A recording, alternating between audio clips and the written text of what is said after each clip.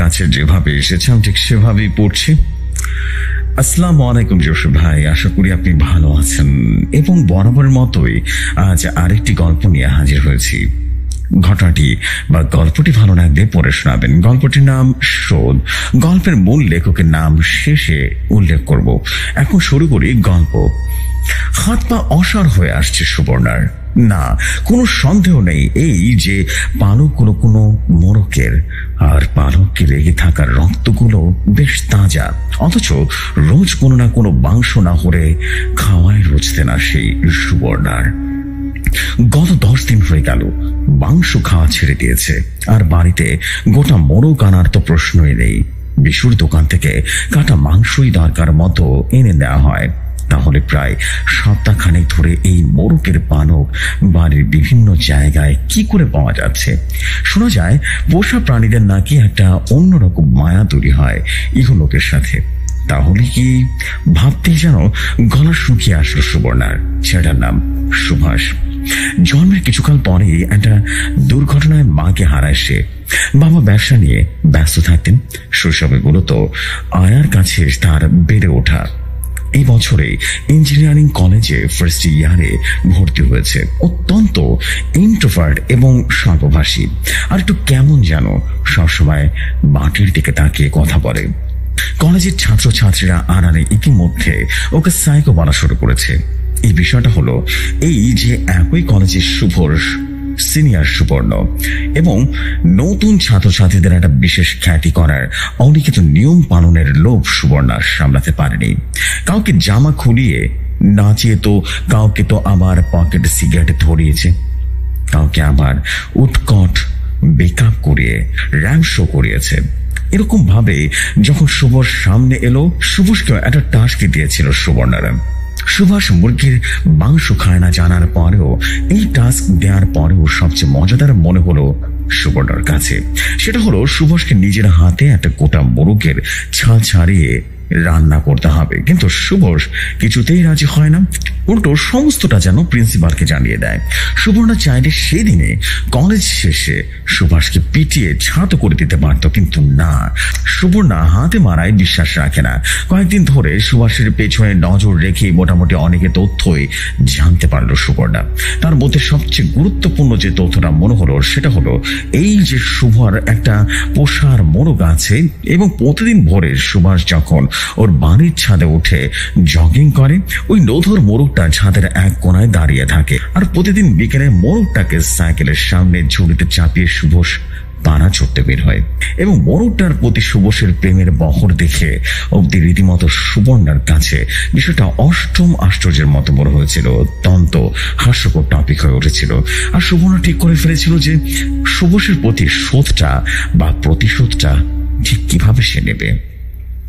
চুপচাপ স্বল্পভাষী সুভাষের কোনো দিনই খুব বেশি বন্ধু বান্ধব ছিল না, তবে একটা ছোট বোন ছিল তার, আপন কাকার মেয়ে।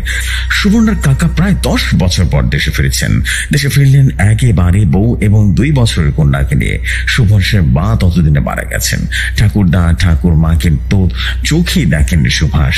আর এই কাকা, সুভাষের জন্মের সময় নাকি এই কাকা কদিন ছুটি নিয়ে দেশে এসেছিলেন, তারপর আবারও ফিরে যান পর্তুগালে।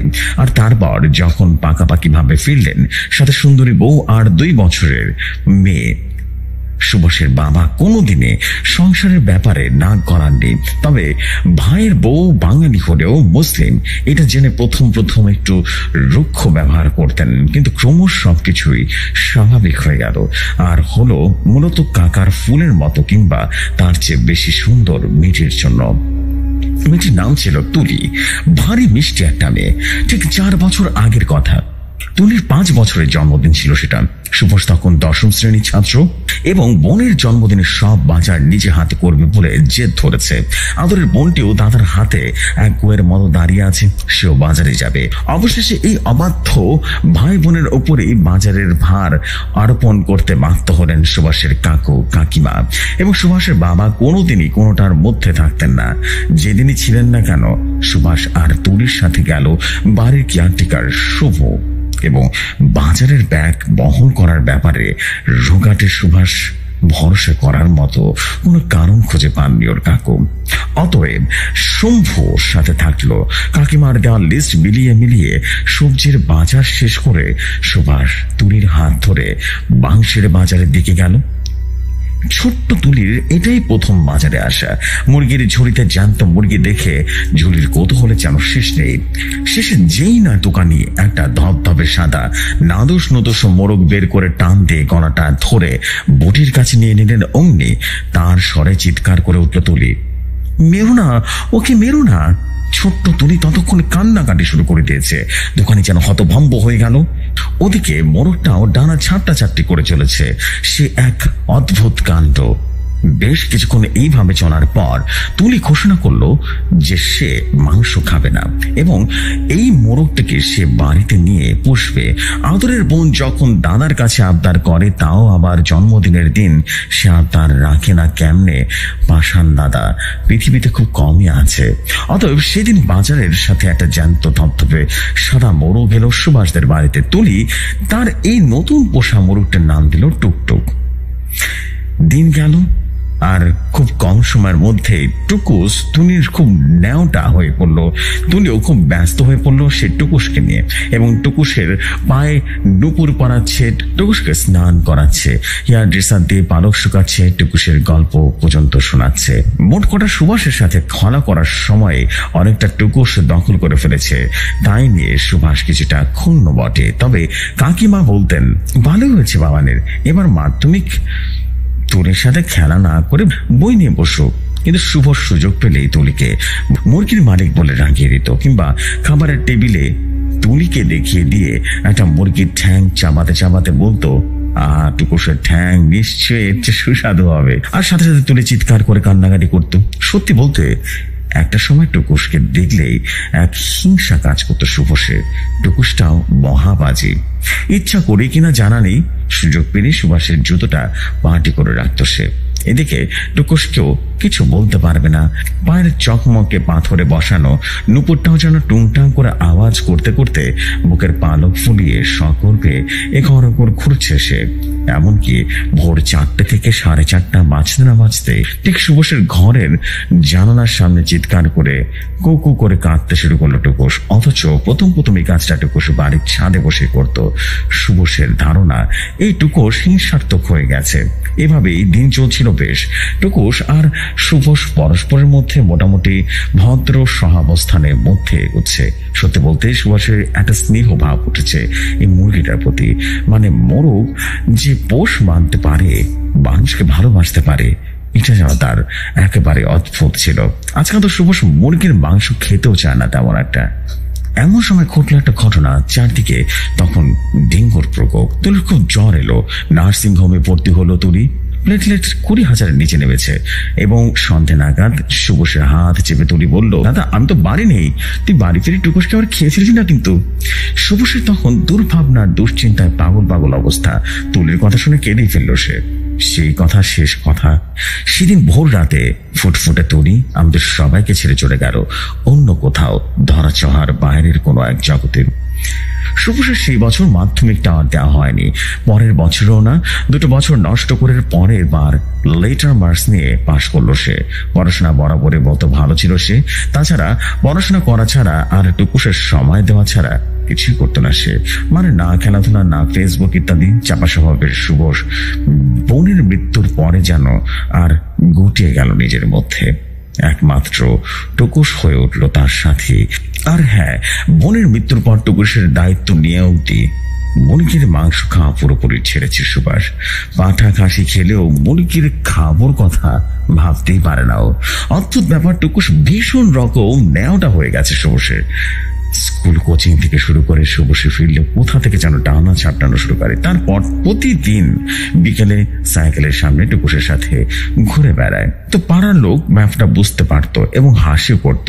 হাসি তামাশা করলেও তুলির মৃত্যুর পর সবাই সহানুভূতির সাথে দেখত বিষয়টা। সেটা মনও কিভাবে এত পোষ মানতে পারে। এভাবে বছর 4 কেটে গেল। কলেজে উঠেছে সুভাষ, ইঞ্জিনিয়ারিং কলেজ। কাকা বলে দিয়েছেন সিনিয়রদের সাথে কোনো তর্কে ঝামেলায় যেন না জড়ায়। যা বলবে চুপচাপ শুনে নেবে। চুপচাপ শুনে নিত সুভাষ, যদি না এই ভয়ঙ্কর আদেশটা আসতো। সুভাষ চিকেন ছুঁয়েও দেখে না। জেনে সিনিয়র সুবর্ণ বসাককে কিনা একটা জ্যান্ত মুরগি এনে কেটে রান্না করতে হবে। রাগে সুভাষের কপালের শিরাগুলো যেন ফুটে উঠছিল। কটমট করে সুবর্ণর দিকে চেয়ে বলছিল না। সুবর্ণ বসাক মুহূর্তের মধ্যে যেন থতমত খেয়ে তারপর কষিটা থপ্পড় মারল সুভাষকে। আর সাথে সাথে সুভাষ সোজা প্রিন্সিপালের ঘরে গিয়ে সমস্তটা বলে দিল। গোটা কলেজের সামনে প্রিন্সিপাল ভর্ৎসনা করে সুবর্ণার গ্রুপকে, তবে অন্য এক জুনিয়র স্টুডেন্ট অভিযোগ না করায় সুবর্ণের বিরুদ্ধে কোনো কড়া পদক্ষেপ নিতে পারলেন না তিনি। সুবর্ণ ভালো মানুষের মতো সরি বলে বুককে জড়িয়ে নিয়ে সুভাষকে। সুভাষ রাগ ভুলে যায়, ভাবে কলেজে এমন হতেই পারে, কিন্তু সুবর্ণ যে ঠান্ডা রক্তের সাপের মতোই সেটা শুভ সাজ করতে পারেনি। ঘটনার মাসখানেক পর একদিন কলেজ থেকে বাড়ি ফিরে সুভাষ কুটুসকে দেখতে পেল না। সারা বাড়ি উঠোন ছাদ বাড়ির পেছনে তন্ন তন্ন করে খুঁজেও পাওয়া গেল না টুকুসকে। এরকম আগেও দুবার হয়েছিল বটে, দুবার সারাদিন রাতে খুঁজে বেড়িয়েছিল না, কিন্তু পরদিন ভোরবেলায় কুটকুট করে সারা বাড়ি যেন মাতিয়ে দিল। শম্ভু বলেছিল জঙ্গলের দিকে বন মুরগির সাথে প্রেম করতে গিয়েছিল নাকি। এবারে তেমন কিছু হয়েছে ভেবে ঘুমিয়ে পড়ল সুভাষ, কিন্তু পরদিন ভোরেও যখন টুকুস ফিরল না তখন বেশ চিন্তিত হয়ে গেল। এদিকে কলেজে সেদিন না গেলেও সিনিয়র দাদারা কি একটা সেলিব্রেশন রেখেছে। বিশেষ করে সুবর্ণা বলেছে সুভাষকে আসতেই হবে। ইতিমধ্যে 4টা মিস কল সুবর্ণাদার, এবং সুভাষ চায় না সিনিয়রদের রাগাতে। বিশেষ করে সুবর্ণা যখন ব্যাপারটা মিটিয়ে নিয়ে বন্ধুত্ব করে ফেলেছে, সেখানে সুভাষ রেডি হয়ে কলেজে গেল। ঠিক করে সুবর্ণার সাথে দেখাই করে বাড়ি ফিরবে, টুকুসকে খুঁজতে বেড়াবে। সুভাষ ইউনিয়ন রুমে ঢুকতেই হইচই করে গেল সিনিয়ররা। কেক কাটা হচ্ছে, সুবর্ণার জন্মদিন আজ। সুভাষকে দেখে হাসি মুখে এগিয়ে এসে সুবর্ণা ওর মুখে এক টুকরো কেক যেন তুলিতে বলল, ভাই হাসি কটা জিনিস চাইবো দিবি? নাইলে ভাববো সেরে চরের জন্য তুই আমায় ক্ষমা করিস নি আজকেও। সুভাষ আমতা আমতা করে বলল, বলো কি চাও? এই তো আজ আমায় এক্ষুনি ফিরতে হবে যে। সুবর্ণাটা অদ্ভুত হাসিতে বলল, আমি সেদিন তোকে একটা রান্না করতে বলেছিলাম না, আজ আমি নিজে ঠিক সেই রান্নাটা করে এনেছি। সেটা আমি নিজে হাতে তোকে খাওয়াতে চাই, আর তুই তোর হাতে খাওয়াবি আমায়।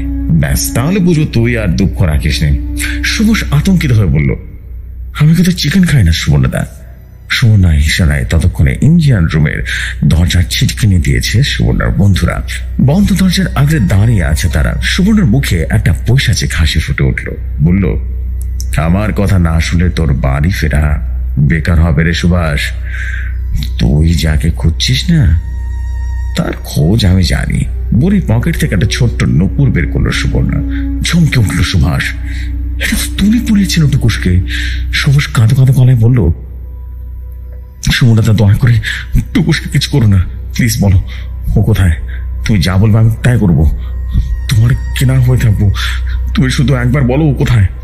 ঠিক করে হাসতে লাগলো। সুভাষের মাথায় হাত বোলাতে লাগলো সুবর্ণ। তারপর চুলের মুঠি ধরে টেনে দাঁড় করালো সুভাষকে আর বলল, বলবো তার আগে আমার হাতের রান্না খেয়ে বল কেমন রাধে আমি রে। নে গেলেটা। বলতে বলতে পাশের টিফিন বক্স থেকে এক টুকরো মাংস নিয়ে সুভাষের মুখে জোর করে ঢুকে দিল সুবর্ণা। সুভাষ কাঁদতে কাঁদতে কোনো মতে গিলে ফেলে বলল, ভালো হয়েছে, এবার বলো না টুকুস কোথায়, প্লিজ বলো না। একটা মাংস কামড় দিতে দিতে সুবর্ণা বলল, তোর টুকুস এখন তোর পেটের ভেতরে রে, বুঝতে পারছিস না?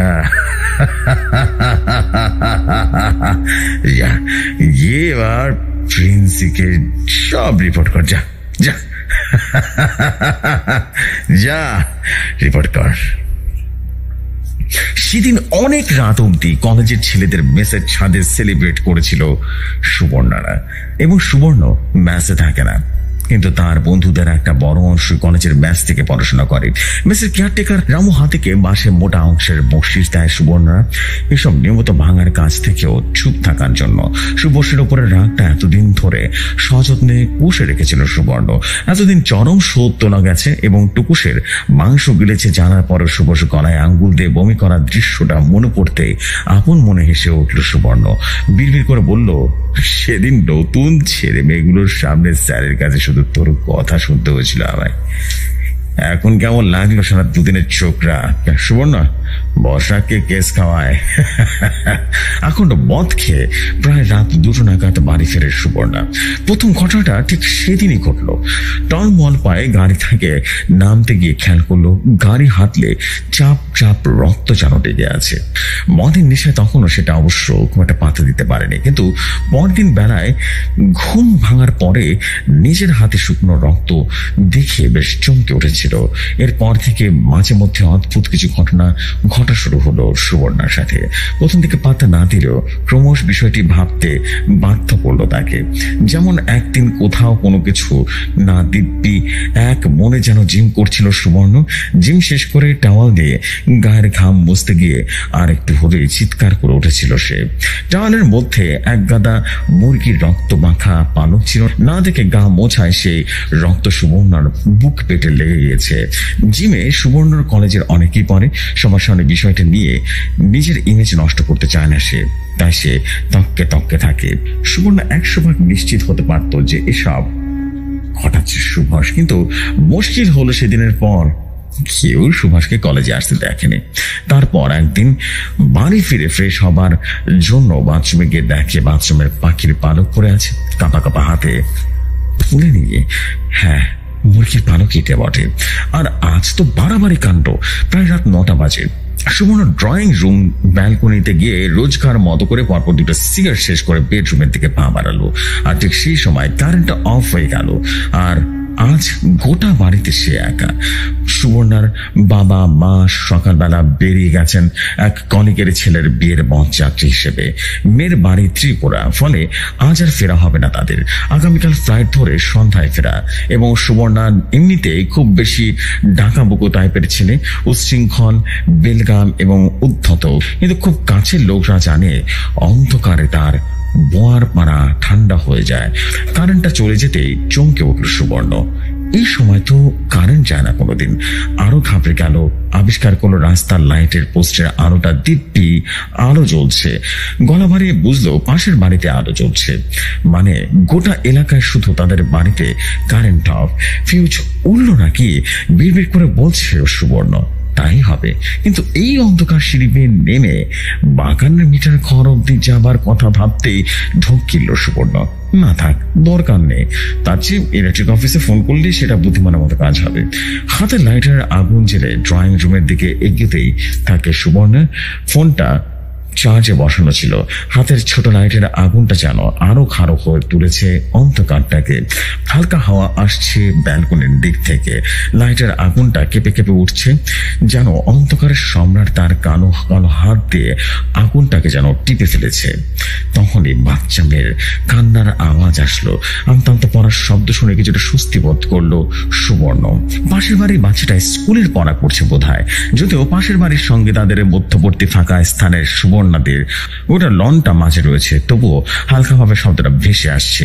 এই সম্পূর্ণ ফাঁকা বাড়িতে নিটল অন্ধকারের মধ্যেও ভেসে আসা হালকা আওয়াজটা যেন স্বাভাবিক সাধারণ পৃথিবীর সাথে সুবর্ণা একমাত্র যোগাযোগ। অন্ধকারে একা থাকলে সুবর্ণার মাথায় অনেক অনেক ফেলে আসা ঘটনা একটার পর একটা হাত যেন ধরাধরি করে চলে আসে। একটা অদ্ভুত অস্বস্তি কাজ করছে সুবর্ণার। অবশ্য এটা নতুন কিছু নয়। অন্ধকারে সুবর্ণা বরাবরই অস্বস্তি হয়, এবং সুবর্ণার একটু জেঠু ছিলেন, স্বভাবগত ভাবে বেশ হিংস্র প্রকৃতির ছিল। ছোটবেলায় সুবর্ণা দুষ্টুমি করলেই তিনি সন্ধ্যাবেলায় ছাদের চিলকোঠার ঘরে আটকে রাখতেন সুবর্ণাকে। হঠাৎ করে চমকে উঠল সুবর্ণা। বাচ্চাটার নামটা থামিয়ে কখন যে রাইম পড়া শুরু করেছে, কিন্তু পাশের বাড়ি থেকে বেশি আসার শব্দ এত জোরে কেন শুনতে পাচ্ছে সুবর্ণা? ঠিক যেন পাশের ঘরে বসে বসে পড়ছে, রাইম পড়ছে, আর সেটা কেমন যেন অদ্ভুত ভাবে পড়ছে। সুবর্ণা কিছু বুঝতে পারে না ঠিক কি অসঙ্গতি রয়েছে, কিন্তু ছড়া বলার ছন্দ কেমন যেন অন্যরকম লাগছে, কেমন যেন একটা টেনে টেনে অদ্ভুত ভাবে বলছে। অবশ্য বাবা মা যেমন অদ্ভুত, মেয়ে তো অদ্ভুত হবেই, মনে মনে ভাবলো সুবর্ণা। এই প্রতিবেশী উপেন তালুকদারের সাথে কোনো দিন ওদের সুসম্পর্ক নেই। পাড়ার একটা কালী পুজোকেও কেন্দ্র করে ঝামেলা, মুখ দেখভাল করে বন্ধ করে সেটাই চলছে আজও। বাচ্চাটা হঠাৎ চুপ করে গেছে। হয়তো ওর মা ওকে শাসন করছে, তা একদিক দিয়ে ভালোই হয়েছে। ওরকম বিশ্রী ভাবে রাইম পড়ার থেকে না পড়া অনেক ভালো। কিন্তু কোথায় ওর বাবা মা? কারো গলার আওয়াজ তো ভেসে আসছে না। মারধর করছে হয়তোবা। সাধারণত বাচ্চারা কড়া ধাঁচের গার্জিয়ানদের ভয় এবং ভক্তি করে। সুবর্ণা আবারও ফিরে গেল ওর ছোটবেলায়। সুবর্ণার জেঠু খুব কড়া ধাঁচের গার্জিয়ান ছিল, কিন্তু সুবর্ণা জেঠুকে ভয় এবং ভালোবাসত না, ভয় এবং ঘৃণা করত। কতটুকুই বা বয়স তখন সুবর্ণার? ক্লাস 4 তখন, এবং 10 বছর বয়স, খুব বেশি হলে 10 বছর। স্কুলের পক্ষ থেকে অনেক ছাত্রছাত্রীর সাথেও সে বৃত্তি পরীক্ষায় অংশগ্রহণ করেছিল, কিন্তু ফলাফল আশানুরূপ ছিল না। সেদিন থেকে ভাইপো মানুষ করার দায়িত্ব এই জেঠু নিজের হাতে তুলে নিলেন। নিজে বিয়ে যে করেননি, কাজে ভাতু পুত্রকে বংশ কলঙ্ক হওয়ার হাত থেকে রক্ষা করাটাই তার জীবনের মূল লক্ষ্য হয়ে দাঁড়ালো। তিনি বিশ্বাস করতেন শক্তের ভক্ত নরমের যন্ত্রপাতে, আর এই শক্ত হতে সবচেয়ে সহজ যে উপায়টা তিনি বেছে নিয়েছিলেন সেটা ছিল অন্ধকার ঘরে সুবর্ণকে আটকে রাখা। মারধর করার তুলনায় এই শাস্তিটা সুবর্ণের জন্য সবচাইতে ভয়ঙ্কর ছিল এবং কার্যকর একটা পন্থা ছিল, এবং তিনি সেটা আবিষ্কার করেছিলেন। কাজে বাড়ির হোমওয়ার্ক কিংবা স্কুলের ক্লাস ওয়ার্ক সবটাই নিয়মিত হতে লাগলো সুবর্ণার। জেঠু এবং সুবর্ণার বাবা মা সবাই খুব খুশি ছিলেন। সবাই বুঝতে পেরেছিলেন ছেলে পড়াশোনা বেশ ভালো চলছে, কিন্তু যেটা বুঝতে পারেনি সেটা হলো সুবর্ণা ধীরে ধীরে বেশ ভয়ঙ্কর হিংস্র হয়ে উঠেছে। সুবর্ণা বুঝে গেছিল অপেক্ষা করা ছাড়া আর কোনো উপায় নেই। আর এভাবে একদিন সে সুযোগ পেয়ে গেল। সেবার বর্ষাকাল ছিল, সুবর্ণা তখন দ্বাদশ শ্রেণীতে ছিল। তুমুল বৃষ্টির মধ্যে চুপো চুপো হয়ে সুবর্ণা কোচিং থেকে ফিরছিল, তখন দেখলো সামনে জেঠুর ছাতা মাথায় হন হন করে হাঁটছে। উনি কোনো একটা কাজ সেরে ফিরছিলেন। সুবর্ণা তারা হাঁটার গতি কমিয়ে মধ্যকার দূরত্ব বাড়ল। জেঠুর সাথে মুখোমুখি হওয়ার কোনো ইচ্ছা তার নেই। বাড়ির গেট পেরিয়ে এগোতে গিয়েই আবিষ্কার করলো উঠোনের পিছন জায়গাটা, এবং জেঠু উল্টে পড়ে রয়েছিলেন, ছাতাটাও ভেঙে পড়ে রয়েছে পাশে। সুবর্ণা তাড়াতাড়ি কাছে গেল। জেঠুর কানের পাশ দিয়ে কালচে গাঢ় লাল রক্ত যেন বেরিয়ে এসে বৃষ্টির জামার জোরে মিশে যাচ্ছে। সুবর্ণা একটু ঝুঁকলো। একটা গোগানের মতো আওয়াজ করছে ভদ্রলোক। চোখগুলো যেন বিস্ফোরিত। সুবর্ণার দিকে কাঁপা কাঁপা হাতটা এগিয়ে দিলেন, কিন্তু হাতটা ধরতে গিয়ে কি করলো সুবর্ণা? আমাদের আস্তে আস্তে দুই দিকে নাড়ালো। এরপর অদ্ভুত একটা হাসি খেলে গেল, ওর চোখে মুখে খেলে গেল। ধীর পায়ে চিটুকে ফেলে গিয়ে এগিয়ে যাচ্ছে সুবর্ণা। উঠোন পেরিয়ে চুপচাপ বাড়িতে ঢুকে কাউকে কিছু না বলে বাথরুমে ঢুকে শাওয়ারটা চালিয়ে দিল সুবর্ণা। আজ নিশ্চিন্তে স্নান করবে সে। আজ 5 মিনিটের মধ্যে কেউ বাথরুমের দরজা ঢাকাবেন না বাইরে আসার জন্য, কারণ যে এটা করে সে এখন উঠানে পড়ে আছে। কানের পাশ থেকে বেরিয়ে যাচ্ছে লাল তাজা রক্ত। কি শান্তি, কি শান্তি। প্রায় ঘন্টা 3 পর বারান্দায় কাপড় মেলতে গিয়ে সুমনার মা যখন দেখলেন তার ভাসুরের উঠোনে পড়ে রয়েছে, ততক্ষণে অনেক দেরি হয়ে গেছে। হসপিটালে ডাক্তার বলেছিল ঘন্টাখানেক আগে আনলেও বাঁচানো যেত। সুমনার মা আজ মাঝে মাঝে সুমনাকে বলেন, একটু যদি আগে ফিরতে বাবু, তোর যেটিকে বাঁচতে পারতাম। সুবর্ণা কথাটা শুনে পৈশাচিক আনন্দে তার মন ভরে যায়। সুখ স্মৃতির কথা মনে পড়লো। অন্ধকারে মনটা যেন খুশি হয়ে গেল সুবর্ণার। মাথাটা বেশ হালকা লাগলো। বারান্দায় বেতের চেয়ারে নিজের শরীরটাকে একটু এড়িয়ে দিল। ঠোঁটের কোণে এক চিন্তা হাসি খেলে গেল। আর ঠিক তখনই একটা হিমেল হাওয়া কানের পাশ দিয়ে চলে গেল। প্রায় চমকে উঠে সুবর্ণা মনের ভুল ভাবলো, কিন্তু না, হয় না সুবর্ণার। আস্তে আস্তে সে তার ঘাড় ঘোরালো। বারান্দার দিকে ভেসে হালকা আলো চোখের সামনে অব্দি পৌঁছালো না। সে জমাট বাঁধা অন্ধকারের দিকে তাকিয়ে সুবর্ণা মনে হলো অন্ধকারে যেন প্রাণ রয়েছে। সুবর্ণা অন্যদিকে চোখ ঘোরালে অন্ধকারে তার ঘাড়ে চেপে বসবে। ঠিক এরকমই মনে হতো তার ছোটবেলায় অন্ধকারে চিলটে ঘরে।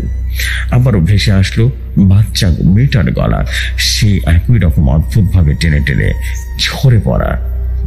কিছুটা বিরক্ত হলো সে সুবর্ণা। আর বিরক্তিটা হলো বললেই সে বুঝতে পারলো অন্ধকার থেকে যে ভয়টা সে পাচ্ছে সেটাকে জাগিয়ে বসতে দেওয়া যাবে না। একটু ফেসবুক বা হোয়াটসঅ্যাপ করলে এই বিচ্ছিন্ন অস্বস্তিকর ভাবটা কাটানো যেতে পারে, কিন্তু ফোন তো মাঝের ঘরে চার্জে বসানো। সেই দুপুরে চার্জ দিতে বসেছিল, কারেন্ট চলে যাওয়ার পরে আর নিয়ে আসা হয়নি। বাচ্চা মেয়েটাকে উদ্দেশ্য করে একটা গালাগাল দিয়ে পকেট থেকে লাইটারটা বের করে লাইটারের আগুন দিয়ে রীতিমতো চার্জার ফোনটা খুলে আনতে ঘরের মধ্যে পা রাখলো সুবর্ণা। অন্যদিকে না তাকিয়ে দ্রুত চার্জ পয়েন্টের কাছে এগিয়ে গেল এবং চার্জার লাইটটা খুলে দিতে পাশে রাখা ফ্যামিলির ফটোটা দিয়ে চোখ পড়ল। আর পড়তেই সুবর্ণার হাত পা কেঁপে উঠল। সুবর্ণা স্পষ্ট মনে হলো ঠিক সেদিনের মতো বিস্ফোরিত গোল গোল চোখ যেন ফটো জেঠুর দিকে তাকিয়ে আছে। লাইটারটা পড়ে গেল ততক্ষণে মোবাইলটা হাতে পেয়ে গেছে সুবর্ণা। একবার মনে হলো মোবাইলের টর্চটা জেলে আরেকবার ছবিটা ভালো করে দেখে নেবে, কিন্তু সাহস পেল না। তাড়াতাড়ি করে ব্যালকনির দিকে ফিরে গেল। রাস্তার আলোটা একটু হলেও ব্যালকনিতে আসছে। ওদিকে ইলেকট্রিসিটি যেন ফোন সারাতে হবে, যেমন ভাবে তেমন কাজ। তবে ইলেকট্রিক অফিসে ফোন করলেও কোনো কাজ হচ্ছে না। একটা চাপা উত্তেজনা যেন কাজ করছে তার ভেতরে। ধরানোর জন্য সিগারেটটা ছেড়ে রীতিমতো স্নাইটারটা ধরিয়ে রুমের মেঝেতে পড়ে গেছে। ধুর বেটা, সময়টা খারাপ যাচ্ছে বলে সিগারেটটা ভেঙে মুছে ছড়ে ফেলতেই মনে হলো ওপাশে কার্নিশে কিছুটা ছায়া যেন ছড়ে গেল। বিড়ালটার কিছুটা হবে বিড়বিড় করে বলল সুবর্ণা। এমনিতেও মা বলেছিল একটা বিড়াল মাঝে মাঝে এসে উৎপাত করে, আর সুবর্ণার মা এই ধরনের বিড়াল বিশুর দোকানে থেকে মুরগির পালক ইত্যাদি নিয়ে এসে ঘর বাগান নোংরা করেছে। এই বিড়ালটাই হবে। আবারও বিড়বিড় করলো সুবর্ণা, কিন্তু তারপরে মনে হলো বিড়াল হলো ঠিক আছে, কিন্তু বিড়ালও হতে পারে, মানে ইঁদুর হতে পারে। কিন্তু ওরা কি কার্নিশে চড়তে পারে? বিড়াল নয় কার্নিশে চড়তে পারে, কিন্তু ইঁদুর কোথা থেকে আসবে? আর যদি বেজি হয়, এই যদি সুভাষের কাজ হয় তাহলে তো জোয়ানের চাপটা একেবারে ভেঙে দিতে হবে। কিন্তু ভালো করে নজর রেখেছে সুবর্ণ। ঘটনার পর সে বাড়িতে ঢুকেছে, সেই থেকে আর মুখ দেখানো হয়নি, এমনকি মোবাইলটাও বন্ধ। সুভাষের বিরুদ্ধে একটা প্রমাণ পেলে সুভাষ ছালটাকেও রীতিমতো ঠিক টুকুসের মতো করে ছাড়িয়ে নেবে সুবর্ণ। কিন্তু যদি এই সুভাষের কাজ না হয় তবে একটা ভয়াবহ আতঙ্ক আছে যেটা চেপে বসেছে সুবর্ণাকে। কিছুদিন ধরে একটা অদ্ভুত ভাবনা তাকে গ্রাস করে চলেছে। সেদিন বাজারে মুরগি কিনতে গিয়ে হঠাৎ খেয়াল করলো একটা বড় সাদা মোরগ ঝুড়ির ভেতর থেকে এক দৃষ্টিতে সোজা তার দিকে তাকিয়ে আছে। প্রথমে ভেবেছিল মনের ভুল, কিন্তু ইচ্ছা করে এদিক ওদিক হাঁটাহাঁটি করে বুঝলো মোরগটা মাথা ঘুরিয়ে ঘুরিয়ে শুধুমাত্র তাকিয়ে দেখছে। মোরগটা কেমন যেন চেনা চেনা লাগলো সুবর্ণার। মোরগটা ঠিক একটু কুশের মতো দেখতে না? কথাটা মনে হতেই ওর কেমন যেন ভয় লেগে গেল এবং বাড়ি চলে এসেছিল সুবর্ণা। সেদিন থেকে মুরগি কেনা তো দূরের কথা, মুরগির দোকানদারের কাছেও যায় না সুবর্ণা। সম্ভবত বাগানে জিমে বাথরুম, সেখান থেকে মুরগের পালক দেখার পর থেকে উৎকট সে চিন্তাটা যেন মাথায় আসছে সুবর্ণার। টুকু শুধু একটু বেশি ধবধবে স্বাস্থ্যবান ছিল। তাছাড়া সব সাদা মোরগগুলো যেরকম হয় না, ঠিক সেরকমই মনকে প্রবোধ দিতে থাকলেও এই অন্ধকারে কিন্তু আতঙ্কের ভাবনাগুলোই পেয়ে বসেছে সুবর্ণাকে। উফ, কখন যে আলোটা আসবে, এক সিগারেট ধরাবো, আর তারও উপায় নেই। বিড়বিড় করে বলছে সুবর্ণ। তারপর খেয়াল করলো যে তার বেডরুমে গোটা দিনের লাইট বিছানায় টানাতেই রাখা আছে। হাতের লাইটের টর্চের আলো জেটে বেডরুমের দিকে এগোতে থাকে সুবর্ণ। জেঠুর ছবির দিকে এগিয়ে লাইটারটা খোঁজার বিন্দু মাত্র ইচ্ছা নেই তার। দ্রুত পায়ে বেডরুমের দিকে এগিয়ে যাচ্ছে। এমন সময় সুবর্ণ মনে হলো কিছু একটা ঝটফট করে আওয়াজ করে সামনের দিকে সরে গেল। একটা আওয়াজ যেন সরে যেতে লাগলো, আর অজানা আতঙ্ক যেন তাকে ঘিরে ধরলো। ফ্যাস ফ্যাস গলায় জিজ্ঞেস করলো, কে ওখানে? সুবর্ণার গলাতে যেন কেঁপে উঠেছে। সব চুপচাপ, একটাও শব্দ নেই। সুবর্ণার পা যেন একেবারে ভারী হয়ে এসেছে। গলা শুকিয়ে কাঠ হয়ে গেছে। আবারও কাঁপা কাঁপা গলায় একটু জোর দিয়ে বলল, বেরিয়ে আয় বলছি। আসলে এক বাপের বাচ্চা হলে বেরিয়ে আয়, পুঁতে দেবো একেবারে। সুবর্ণার কথা শেষ হওয়ার আগে একটা হালকা টুংটাং আওয়াজ যেন ঘরে আসলো, আর হঠাৎ করে ভয়ঙ্কর ভাবে সেটা মিলিয়ে গেল। কিসের আওয়াজ? আজটা কেমন যেন চেনা চেনা লাগছে। কোথায় যেন, না না না, কিছুতে হতে পারে না। মাথার ভিতরে হঠাৎ করে অসহ্য যন্ত্রণা হচ্ছে। কি করবে কিছুই যেন বুঝে উঠতে পারছে না। ব্যালকনির দিকে ফিরতে যেতেই কেমন যেন পায়ে ফুটলো কিছু একটা। এটা আবার কি বলে টর্চের আলো নিচু হয়ে যা দেখলো, তাতে গরম একটা হাওয়া মেরুদণ্ড যে যেন নিচে নেমে এলো। ঝকঝকে সাদা মার্বেলের মেঝেতে রক্তমাখা সাদা পালক পড়ে আছে।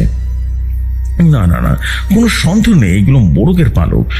একটা সাদা মোরগ হিসিস করে উঠলো। ভয় তার অবসাদ। মোবাইলটা পড়ে যাওয়ার উপক্রম হচ্ছে, কিন্তু না, এত ভয় কেন পাচ্ছে সুবর্ণা?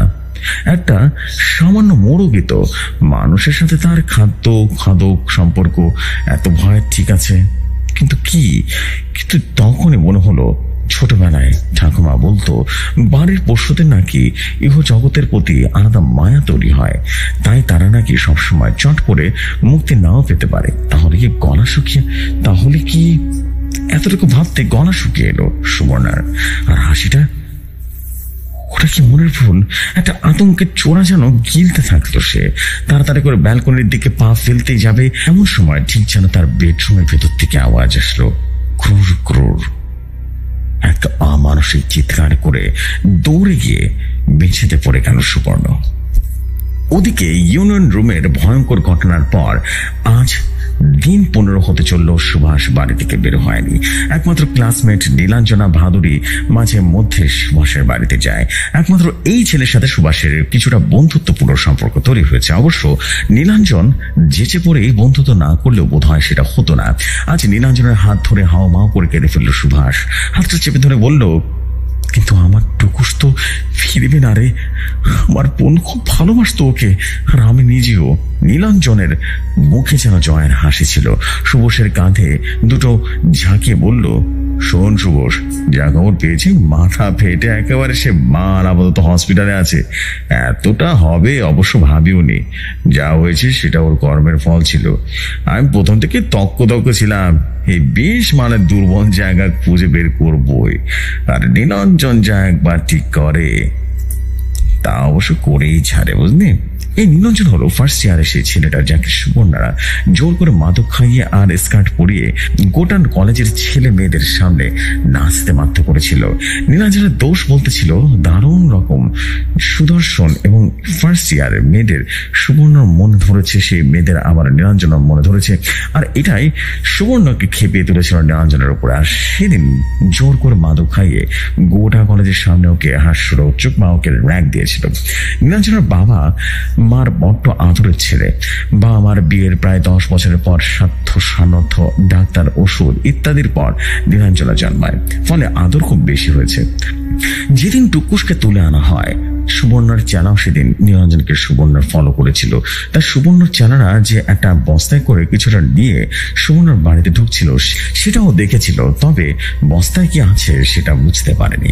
পরের দিন ইউনিয়নের রুমে সুভাষের সাথে করে যাওয়া ঘটনা জানতে পেরে সবটাই যেন মিলিয়ে নিয়েছিল, আর ঠিক করে ফেলে এই জানোয়ার অথবা সুবর্ণকে শিক্ষা দিতে হবে। ততদিনে নীলাঞ্জন জেনে গেছে সুবর্ণা অন্ধকার ভয় পেয়ে যায় এবং রাতের বেলা হলে হালকা আলো না জ্বালিয়ে ঘুমাতে পারে না। ব্যাস, গাড়ির হাতল কিংবা জিমের টাওয়েলের রক্ত পালক মিশিয়ে মোটা টাকার বিনিময়ে কলেজরা একটা মাদকখোর ছেলে করে দিয়েছিল এবং মুরগি কাটার দোকানের অভাব নেই। টাকা দিলেই নাকি বাঘের দুধ অবধি পাওয়া যায়। রক্ত মাখা মুরগির পালকে পাওয়া তো কঠিন কোনো কাজ নয়। জিমন্যাস্টিক মেডেল প্রাপ্ত নীলাঞ্জনের কাছে দোতলা উঠা কার্নিশ পেয়ে বাথরুমের ভেতরে বাড়ির এখানে ওখানে পালক ছিটিয়ে রাখা এবং মুরগির রক্ত ছিটিয়ে রাখা, এটা একটা আলাদা ভোজ বাজে ছিল, কিন্তু সেটা যথাযথভাবে করতে পেরেছে এটাই দেখা গিয়েছে। বিজয়ের হাসি নীলাঞ্জনের মুখে এতদিনে সত্যটা সে নিতে পেরেছে। জোরের সাথে কতগুলো কথা বলল নীলাঞ্জন এবং সুবোষের বুকের ভেতর থেকে একটা গভীর শ্বাস যেন বেরিয়ে এলো। টুকু শেষে নুপুর পরা একটা ছবি মোবাইলে বের করে দেখিয়ে বলল, জানিস নীল, এই ছোট্ট নুপুর ওর গায়ে সব সময় থাকতো, ওকে বুনু দিয়েছিল। এইটাই সেদিন আমার হাতে গুজে দিয়েছিল বর্ষায় সুবর্ণ। আমার পড়ার টেবিলের উপরে রেখেছিলাম, জানিস, 2 দিন আগে দেখেছিলাম। কোথায় যে গেল খুঁজে পাচ্ছি না। টুকুস যখনই হঠাৎ করে টুংটুং করতো না, বলতে বলতে আমারও গলাটা ভারী হয়ে এলো। বসে কোথায় যাবে, মাথা ঠান্ডা করে ধীরে ধীরে খোঁজ পেয়ে যাবি। জোরালো বিশ্বাসের সাথে কথাগুলো বললো নীল। মুখে তার প্রশান্তির হাসি খেলে গেল। জানোয়ার ছেলেটাকে মেঝেতে পড়ে থাকলে মাথা ফেটে যাবে প্ল্যান ছিল না, কিন্তু যা হয়েছে বেশ ভালো হয়েছে। নীলাঞ্জন এতে বেশ খুশি, কিন্তু এই অবধি মনে পড়ছে না গল্প কি শেষ, কিন্তু না, এখনো বাকি আছে। মানুষ যা ভাবে তা তেমনটা কিন্তু হয় না।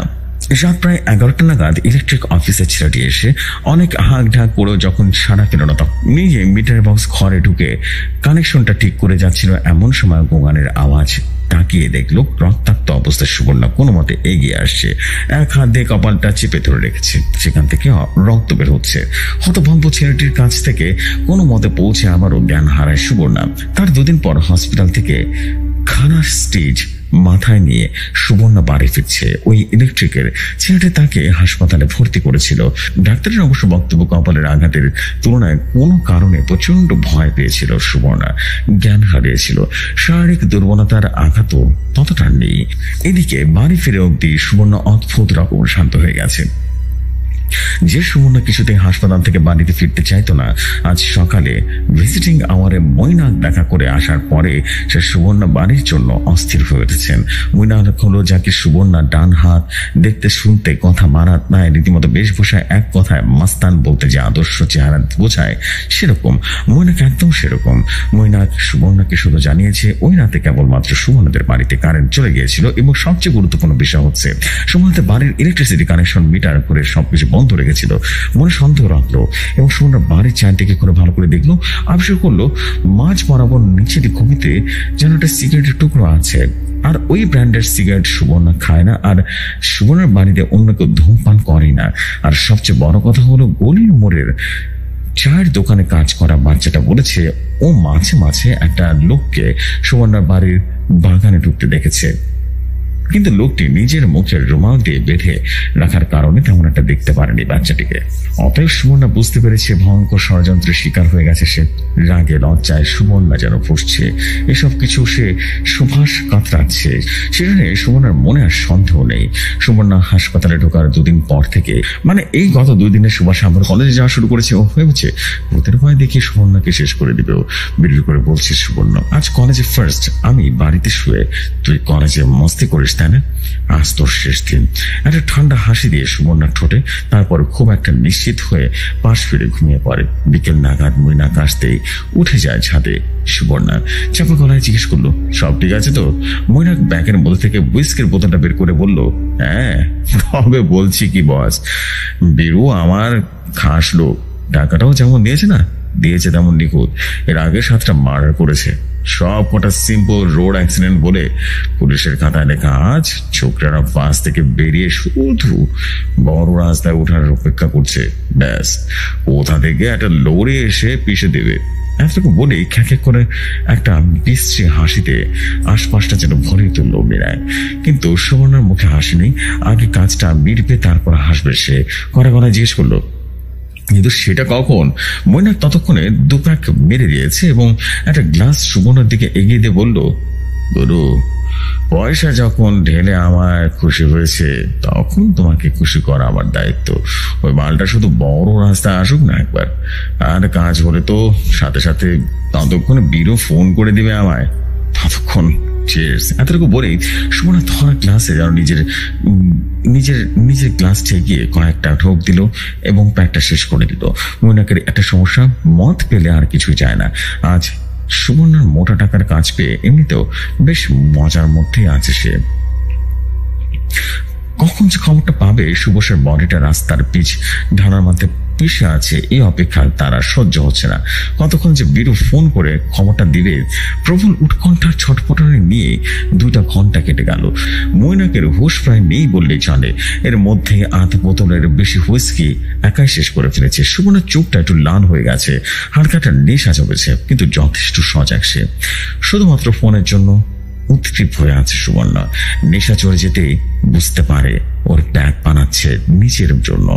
তাছাড়া সূর্যাস্ত হয়ে গেছে, অন্ধকার হয়ে গেছে, এইবার ছাদ থেকে নামতেই হবে। মৈনাক নিজের দল বলে টল মনে পায়ে এগিয়ে গেল, আর তখনই মৈনাক ফোনটা বেজে উঠল। কিন্তু কে ধরবে? মৈনাক তো নেশায় মগ্ন। আর তাড়াতাড়ি করে সুবর্ণা ফোনটা ধরলো। ধরতে ওপাশ থেকে বাংলা হিন্দি মেশানো ভাষায় হাওমাও করে বলতে লাগলো।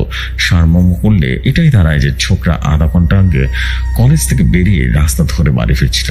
প্ল্যান মতো বেরিয়েও লরিটা নিয়ে বাড়ির রাস্তা দিয়ে মোড়কটা বার করে জায়গায় প্ল্যান মতো ইচ্ছাকৃতভাবে নিয়ন্ত্রণ হারানোর নাটক করতে হয়।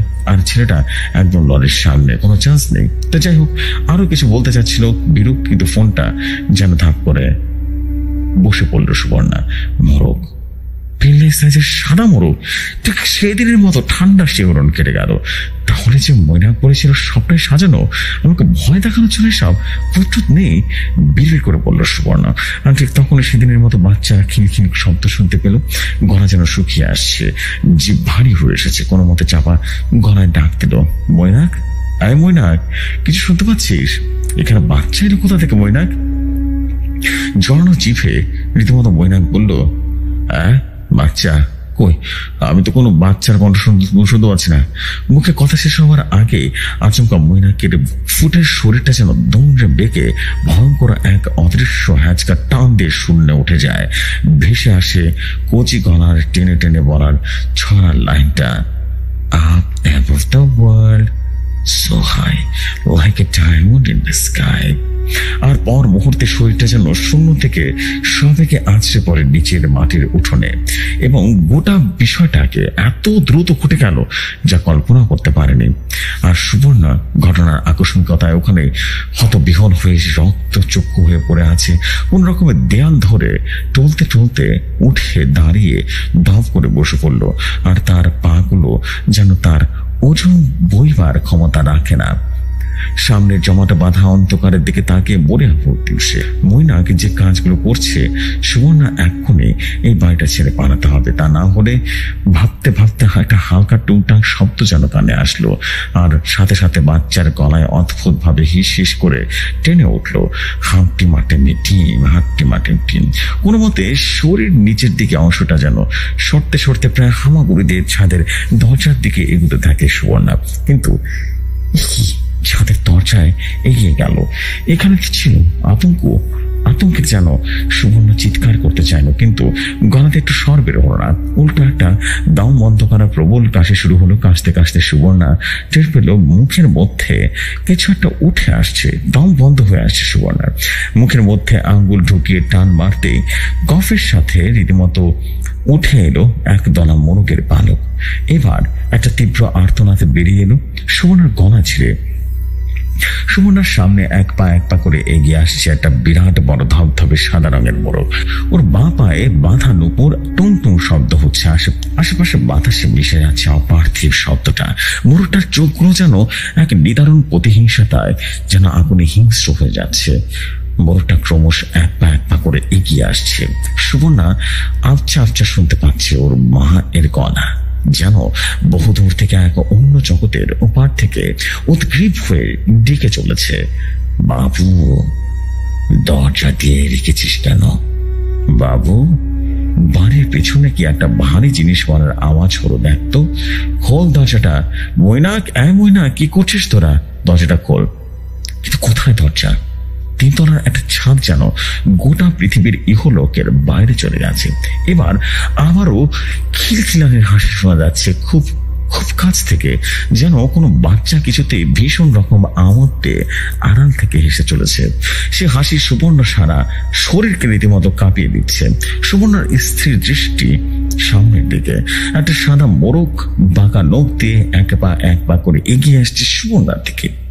যে কোনো মুহূর্তে ঝাঁপিয়ে পড়বে সুবর্ণার উপরে। আর তারপর কি হবে তা ভাবার ক্ষমতা নেই সুবর্ণার। পালাতে হবে, এক্ষুনি পালাতে হবে। শরীরের সমস্ত ক্ষমতা এক করে দাঁড়ালো Suborna.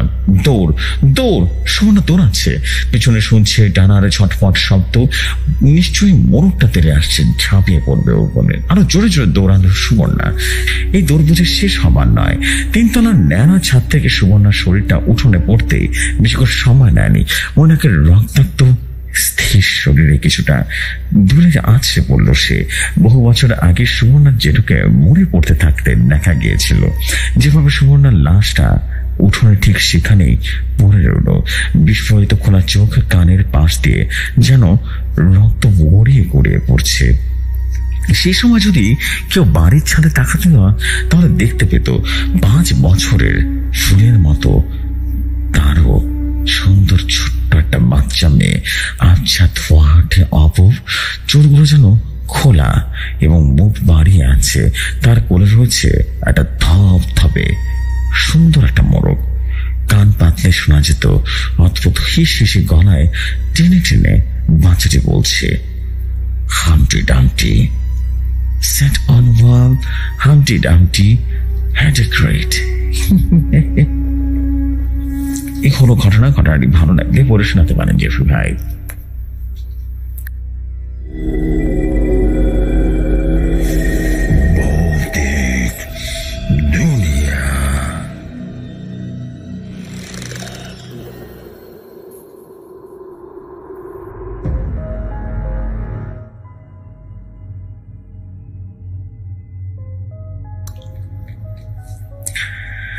Thank you so much ভাইয়া স্টোরির জন্য। এবং স্টোরিটা আমি বলবো একই সাথে ভয়ের যে বিষয়টা ছিল সেটা একদম শেষে ছিল, একদম শেষের দিকে একটা ভয়ের একটা আলাদা আবরণ ছিল। ম্যাক্সিমাম পুরো স্টোরির ভিতরে ছিল যেটা, সেটা হচ্ছে সাসপেন্স অ্যান্ড ইন্টারেস্টিং ব্যাপার স্যাপার ছিল প্রথম থেকেই। It's all about the thing যে প্রথম থেকে স্টোরিটা অনেক বেশি ইন্টারেস্টিং ছিল এবং ইন্টারেস্টিং ভাবে শেষ হয়েছে।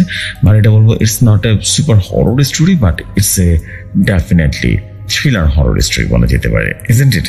এক্স্যাক্টলি তাই। এবং আমি বলবো যে আপনারা যারা যারা শুনেছেন স্টোরি তারা ডেফিনেটলি কমেন্ট করে জানাবেন। আপনাদের প্রতিটা কমেন্ট আমি যেটাকে বলি যে প্রতিটা কমেন্টকে আমি গ্রহণ করতে চাই এবং প্রতিটা কমেন্ট আমি আপনাদের কাছ থেকে দানদর্শক কমেন্ট আমি চাই। So this the fact. আমি দেরি করবো না, আমি আজকে আমাদের এখানে বিদায় নেবো। ইনশাআল্লাহ আপনাদের সাথে আবারও কথা হবে আগামীকাল নতুন এক এপিসোডে। ততক্ষণ তো সবাই ভালো থাকুন অ্যান্ড অবশ্যই অবশ্যই অবশ্যই ভৌতিক দুনিয়ার সাথে থাকুন। অ্যান্ড ফিরোজ ভাই থ্যাংক ইউ ভেরি মাচ স্টোরির জন্য। বাট স্টোরি এরপরে অবশ্যই হরফায়ার স্টোরি চাই, আরও বেশি ভয়ঙ্কর স্টোরি চাই, isn't it? So this the fact. ভালো স্টোরি ছিল overall, it's a very very good story এবং আশা করছি সবার কাছে বেশ ভালো লাগবে। So it's a horror thriller story, যে সত্য কথা বলে আবারও বলছি, it's a horror thriller story, it's not definite horror story. Okay, so this the fact. আমি দেরি করবো না, আমি এখনকার মধ্যে এখানে বিদায় নিচ্ছি। ইনশাআল্লাহ আপনাদের সাথে আগামীকাল আরও একটা নতুন স্টোরি নিয়ে ফিরে আসবো। ততক্ষণ আমাদের সাথে ভালো থাকুন, সুস্থ থাকুন অ্যান্ড মোস্ট ইম্পর্টেন্টলি ভৌতিকতার সাথে থাকুন এবং ভৌতিক দুনিয়ার সাথে থাকুন। আসসালামু আলাইকুম, শুভরাত্রি সবাইকে।